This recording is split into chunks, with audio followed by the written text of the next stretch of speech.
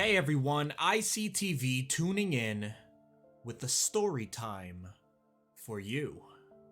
Now, a quick note about me is that during my 24 years of inhabiting planet Earth, I've never been a person who found alcoholic drinks to be my saving grace, or even a mating call for some wild party with a couple of faces I never remember that following day. My first alcoholic drink was about a year ago, and it was because my coworker borderline kidnapped me and used their immaculate abilities of peer pressure to have me guzzle down an ice cold sex on the beach. It was an okay start, bit of a buzz, nothing overwhelming, but anyways, alcohol was just never my thing. This, however, was like night and day when it came to family and friends. They took the strong taste of vodka and sweet nature of a pina colada, and when it came to party, there were no others who were better matched at breaking it down on the dance floor. And normally, problems never really happened. For the most part, everyone was happy. Except for dear Aunt Kelly. Aunt Kelly and we were closer than anyone had given us credit for. I loved being around her hilarious and at times rather perverse sense of humor. But after a couple of drinks, there was a dark, unprecedented shift to the sweet lady I knew. Behind that old, fragile smile lay dormant the demons she desperately held inside. But as her inhibitions fell, so too did the door that held those very demons back.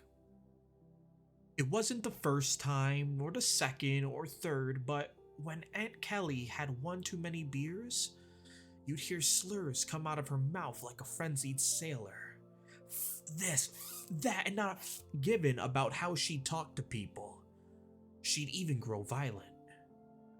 And one night, it was actually the night after Thanksgiving, Aunt Kelly would reminisce about more peaceful times, bittersweet moments, even painful memories, like the accident with her daughter.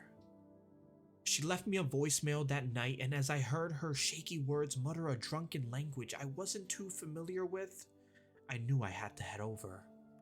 I jolted from the house and into my 2012 Mitsubishi Outlander and drove off down the vacant roads.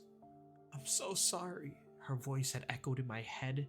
She followed that with her daughter's name, a nightmare she had yet left to rest.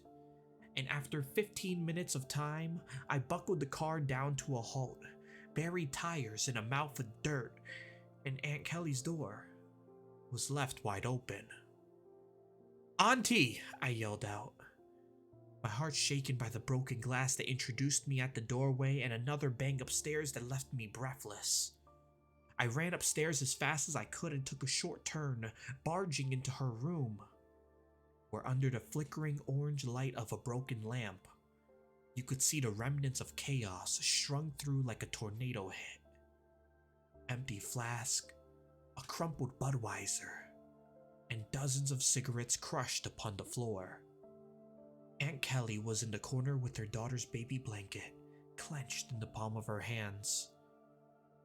I forgot how many times I asked if she was okay, because at the sight of everything, that was all my brain could think to say. It was the alcohol. I remember clear as day that thought because I figured I'd be helping. "Auntie," I told her, pulling bottle after bottle from the mini fridge inside her room, "I'm throwing these away. You need to stop. You can't keep drinking." "No, don't," she firmly demanded. "Don't you," coupled with a couple curses. I didn't listen, of course.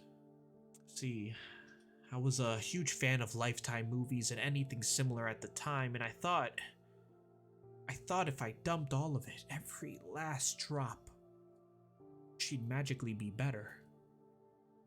But Aunt Kelly wasn't. She wouldn't be, and that's what I had to learn. What I had to understand, and what I shouldn't. Definitely what I shouldn't have blamed myself for. I was on the first bottle watching the liquor swirl into the drain when thumping came hard and fast down the stairs and I heard my name at the top of Aunt Kelly's feeble lungs. At first, thought nothing of it. Dump the liquor. Once I did that, she'd be okay. We'd fix everything. I'd fix everything. Felt Aunt Kelly's silhouette loom over me, and as I turned, I finally understood. In that moment, as Aunt Kelly held a knife above my head, I understood that helping her was out of my power. Family, friends, we weren't what she needed. Aunt Kelly needed actual help. To this day, she struggles with the drinking problem, and her family has never been more supportive. Aunt Kelly has recently gone into rehab, and actually, just the other day, she sent me a letter apologizing for being awful, and whilst that night scared me more than ever at the time, I never view Aunt Kelly as awful, but as a person still needing to heal. If you are depressed or having difficulty overcoming substance abuse, you need to know that you are not alone.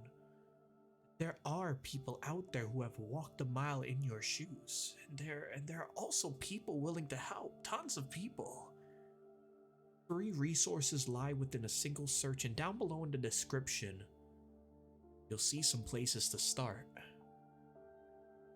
Until next time, iCTV tuning out.